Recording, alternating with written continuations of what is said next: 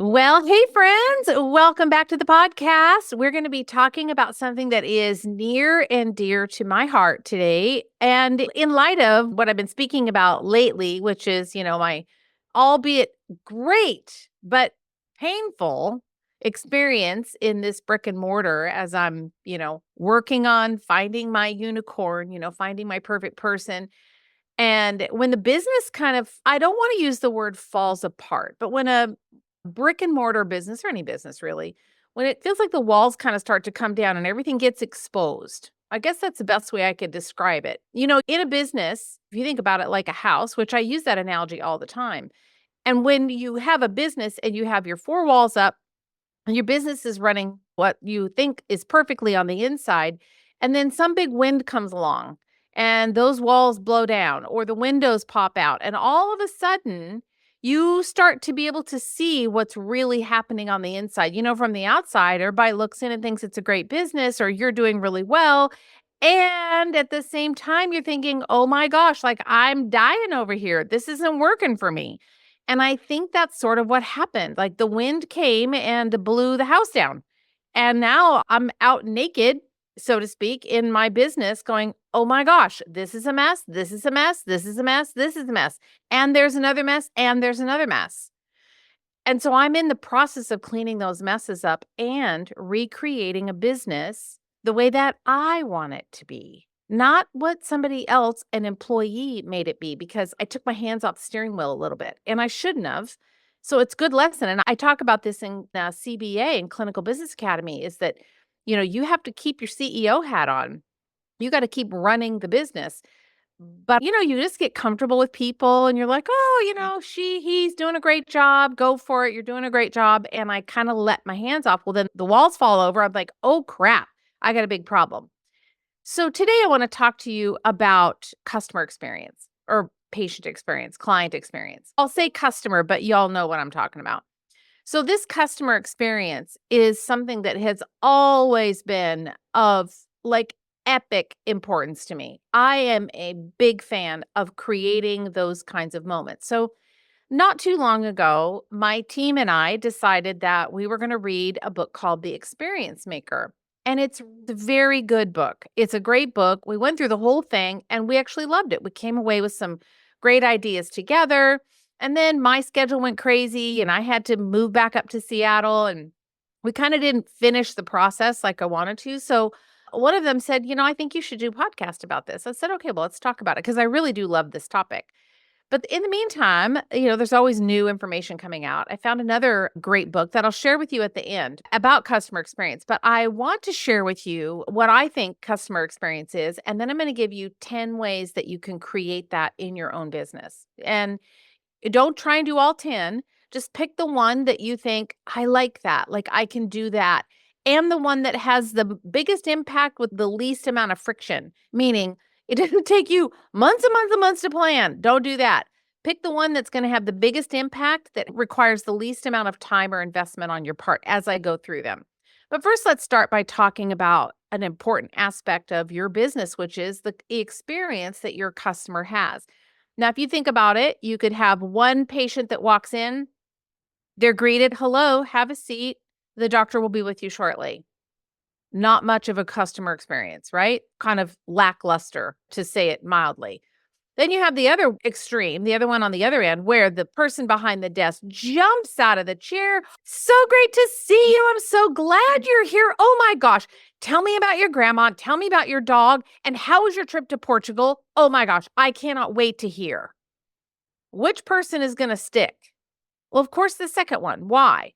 Because you brought them into your world and you invited them into your world. And then this front desk person showed that they really, truly care about the individual and everybody wants to be seen and heard. And they love having their name spoken to them. Not, hi, welcome in, have a seat. The doctor will be with you shortly. That kind of customer experience, somebody's going to bolt. Now, there are many, many ways that you can create these powerful customer experiences, which is what I want to talk to you. These are the 10 things I'm going to give you. But a customer experience is the way that your patient, client, customer feels, key word, operative word right there, feels after and as a result of, or as a consequence of working with you and your staff, if you have staff. There are so many points of interaction where you can make a memorable experience for your patient or client, and it doesn't require any extra work, really. It doesn't really require any money. You don't have to go buy some fancy software or anything. It's really about being present and intentional. And that's one thing that I'm naturally very good at. When I'm with people, I do love people. When I need to be quiet, I don't love people because I don't want people around me when I need to be quiet. But when I'm with people, I really do enjoy them. And I love knowing about their families and what they're doing and what they did. And I just talked to a patient the other day. It said she's going to go to Barcelona. I said, "Oh, tell me about." She said, "Well, I've never been." I said, "Well, what made you choose Barcelona? And what are the things that you're gonna do there?" "I've always wanted to go and I've never been." And when we just had this really nice moment. We just had a little moment, a little conversational moment. And then after that appointment was over, I made notes about that in her chart. I went in, I said, she's going to Barcelona. These are the things she's excited about. She's never been before. She's going on a work trip first, and then she's going to go do this, and then they're going to do this. Then she's coming home, and then she's going to be home for 2 weeks. And I made all the little notes. So then when she comes in the next time, I can look back through that. I don't have to remember it. I can look back through that and go, "Oh, yeah, I remember." And it's a point of connection. This is the power of moments. And that is actually the name of the book that I'm going to recommend. And I will link it in the show notes. It's called The Power of Moments by Chip Heath and Dan Heath. And it's really, really a great book. So let's dive in. I'm going to give you 10 ways that you can create these moments or amazing experiences for your patients or clients. Are you ready? All right. Number one, you want to create peaks, not consistency. And that means that memorable experiences are built around peak moments. For instance, someone might have just had like a massive breakthrough where you've been working on headaches for a long time and they finally went one whole menstrual cycle and no headache. That's a peak.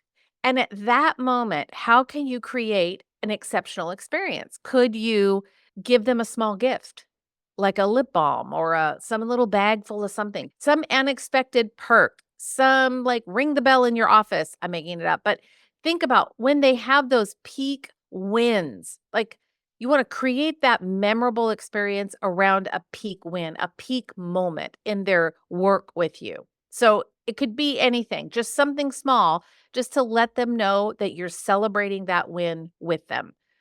Number two is to focus on lasting impressions, those first and last impressions. So the beginning and the end. And I think the important part here is that the beginning of a customer experience and the end of the customer experience are the ones you want to optimize.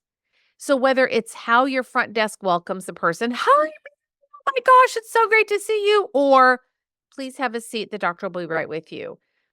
Or how they left, the way that they leave after the experience, not when they end their care with you, I'm not talking about that. I'm talking about when they get there and when they leave. How can you make that more impactful for them? Maybe you personally walk them to the door. Maybe it's a pat on the shoulder before they leave. Maybe it's a follow-up text message or a phone call later that evening to say, "It was such a pleasure to meet you today, and I am so excited about our journey together." Whatever it might be. Or so excited, and again, I just want to tell you how proud I am and excited I am that you had your first month with no headaches. I just can't quit thinking about it. That's the end of that experience. You want to focus on creating something memorable for them, a moment that at the beginning and the end of every interaction, if you can. Number three, transitions are really easy to turn into moments. So the transition might be like when they're scheduling their next appointment. They're at your office or you've been on a Zoom call with them and you're transitioning them. You're going to schedule them into their next appointment. How do you make that a moment? It's an extra touch, some extra comment, a little bit of personalized interaction. Like, "I know you really love that 3:30 p.m. spot. Let me see." And you already know that. You already have it written down. Prefers 3:30 in the afternoon. That's how you create that moment. Someone's like, wow, they remembered. It's just all about taking notes, I found, because I can't keep all of this in my brain, but I can if I write it down. It's all good. Number 4, celebrate their milestones. Recognize the moments in their life. It could be a personal moment, like an anniversary, a birth of a child, or maybe it's even like the loss of a spouse or the loss of a child or a loss of a parent. And you jot that down and you just send them a little note or a card and say, hey, today, I know today is the anniversary of when you lost your mom. And I just want you to know I'm thinking about you today. Oh my gosh. Like, that's how you gain someone's trust and loyalty, and you've created something that they'll never forget. Even if it's around a loss like that. You could also do the same thing when you are, celebrating a win. Maybe it's a promotion, a job promotion, or the birth of a new child, or it could even be like their 10th visit or their 50th visit, or back to the headaches, right? The first month that they had no headache. How do you celebrate that with them with a gift or acknowledgement or something like that? Number 5 is to customize the overall experience. So those are just personal touches, like, offering services that you think are going to help them live better, be better, feel healthier, feel stronger. Maybe you invite them to a free Pilates class that you're hosting at your office once a week, and it's just free to your existing patients. Those are the little things that don't cost you anything really, but they just make such a big difference for the individual. Customize each interaction that you have with them. Number 6 is offer moments of insight. And what I mean by that is, how do you help them reframe their mindset so that they look at their health or their condition, their situation that they're in, that they look at it through a different lens. You've helped them shift the way that they think about it. Like, maybe they're thinking about their health like, I'm always going to be this way. I'm never going to be this way. And instead, maybe you offer them or guide them kind of as you're having ongoing conversation with them to think about it a little bit differently. And all of a sudden, they start parroting back to you what you've been telling them. And you're like, yes, you got it. That's exactly right. That's why we spend 6 months doing the work that we're doing. If you offer packages or programs, and we're going to create that shift in the way that they think about something. So, like moments of insight or those like aha moments with them. And number 7 is just to engage emotionally. I think that goes without saying. It's just creating those moments. You have empathy. And one of the things that I love to do, and would never tell my patients this, but especially when I'm in person with someone, my intention, the way that I think about it, all I think is, I love you. And I know that sounds so trite and silly, but think about the power of energy that I'm now giving or sending to that individual. My energy is saying, I love you. Don't even think for a minute that they don't feel that.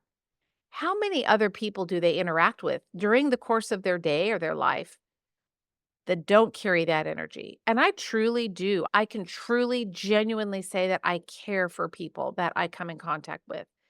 And it's probably just It's because I like them. I wanna have empathy, not sympathy, but empathy. I wanna understand that they're on a journey and they're trying to heal. And, the clients that come up here to the med spa, they have a problem and they wanna look better or they wanna look more beautiful or they're not feeling comfortable in their skin.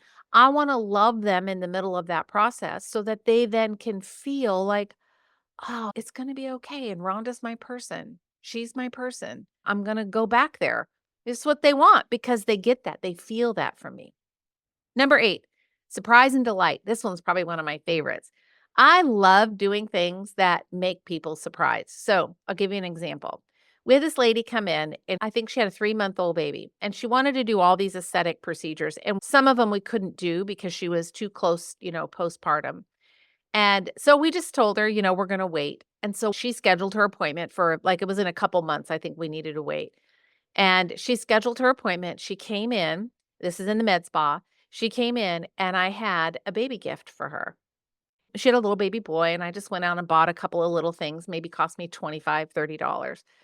And I went out and bought a couple of things and I wrapped them really pretty. And I just had the gift sitting on the bed when she got there for the treatment that we were going to do. And she started to cry. And she has been the most faithful patient. She comes in, she tells her friends. She tells everybody she knows. She comes in for multiple things. She'll say to me, "What else can I do?" And it cost me a $30, but it was a surprise and delight moment for her. And I was creating all this memorable experience. That was one of my favorites. Number 9, we're almost done. Leverage the power of recognition. In other words, how can you just celebrate the heck out of their wins? Now, I know because of what we're dealing with here, we have HIPAA and all that stuff we have to deal with, right? So if they give you permission, maybe collect that, like give them an opportunity to share. I was going to say collect a testimonial, but I really like to phrase it differently. I like to say, give them the opportunity to share about their experience and then celebrate that. Let them know you're going to put it online. Let them know that you're going to get their permission, of course, in writing, but you want to recognize them. Everybody wants to be a hero. It's true. We all wanna be a hero to somebody, right? I wanna be that person that someone says, "Rhonda changed my life." I'm like, "Yeah, I did." And I'm so excited about that. And the other person wants to be like, "Yes, I did it. Rhonda helped me, but I did it." And I love saying, "I did it. I did it. I helped that person. I did it." So that power of recognition, whether it's publicly or privately or, celebrating a client win with another client win, sharing of testimonial, video testimonial or something like that, always, always great. And then last one, and this one's really kind of fun, I think, to ritualize key moments. Now, let me explain what I mean by ritual. So, when you ritualize something, that means that you do it the same way every time. So, for instance, every time they come in to the office, you're going to say, "Well, hello," or "Greetings," or "Cheerio," or "It's a happy day," whatever. But it's the thing that you say, like, I love saying, "Hey, friends." I love that just because 'cause you're all my friends. I just have thousands and thousands and thousands of friends. And so I love saying, "Hey, friends. Hey, friend." It's just my thing. So that would be a ritual for me. So what are the things that you can incorporate in your greeting, in the way that you interact with people when you're working with them, when they leave the office, in your communication? It could be even a signature on an email even, right? It could be that. Something very simple, but something that's consistent. There's like a little ritual. It's kind of like on Christmas, As a kid, you do the same thing. Like my kids growing up on their birthdays, they always got to choose their birthday cereal. I wouldn't do that now, but that's what I did at the time. It was birthday cereal and birthday dinner. That was the thing growing up. And they chose their birthday cereal, and it was a big deal. We loaded all the kids in the car. We went to the grocery store, and they could pick the crappiest cereal on the shelf. And they often would, and then I would let them eat unlimited amounts the next day. And they got wiser as the years went on, but sometimes they'd pick bad ones and they'd feel horrible. So they didn't pick that one anymore. So that kind of worked. But that was the ritual. So, what are the rituals that you can build into your practice that are the things that they can count on, the things that become very familiar to them? And they think, "Oh, I love it when I go in and this happens." And it may even not be conscious. It's like a signature on an email or the way that you sign off on a text, or I don't know. Think about how can you create little rituals? Maybe think of one thing that you can do consistently in your practice that allows you to create that like a ritual type experience, something that's super consistent for them. So that's what I have for you this week. Thank you so much for listening. I can't tell you how much I love doing these podcasts. And it's so silly sometimes because I'm literally staring into a green dot with my little mic here, my computer propped up on a box so that it's kind of eye level. Yeah, there's nothing fancy about this. But when things get busy for me, and right now my life is very busy, I'm running 2 full-time businesses. But this is one thing that I really do love doing because I love more than anything helping you run a more successful and efficient business. I love more than anything helping you be the best possible clinician you can be. It's why I get up in the morning and do what I do because I love you and I care so much about the success of your practice. I probably care about it more than you do, maybe for some of you, but like some people, I talk to doctors all the time as they're applying to get into Clinical Business Academy, and sometimes they're just not a good fit. And it's only because they don't want it bad enough, or they're really happy just making, having like $80,000 in top line revenue. And it's okay. And I'm not here to judge that. But I'm like, yeah, baby, let's lift the roof off this thing, help more people, have a better income, make more money, have more time freedom, create an asset that you can sell, systematize the heck out of your business so that it works without you. You can get staffing. Like, that's what I love. To how do we leverage this business? But not everybody's there. That's not the right fit for everyone, and it's okay. So that when I say I care about it more, I just care about it differently, I guess. But it's why I wake up in the morning. So I just want you to know how much I appreciate you and how much I love having you part of my world, part of my community. And if you do want to, if you are serious about growing your business, I would love to have you. You can apply to get on a call with me. Just go to rondanelson.com/CBA, Clinical Business Academy. So just CBA, and scroll down and schedule that appointment, and we'll get on a call and I'll tell you what I think and I'll let you know if I can help or not help. But at the end of the day, you got this, right? Even if you just make little changes in your practice that up level the way that you serve your people, and they increase the results that you're getting, the impact that you're making, and I hope at the end of the day, the revenue that you're generating. So, all right, that's all I got for you this week. Take care, friends. Talk to you next week.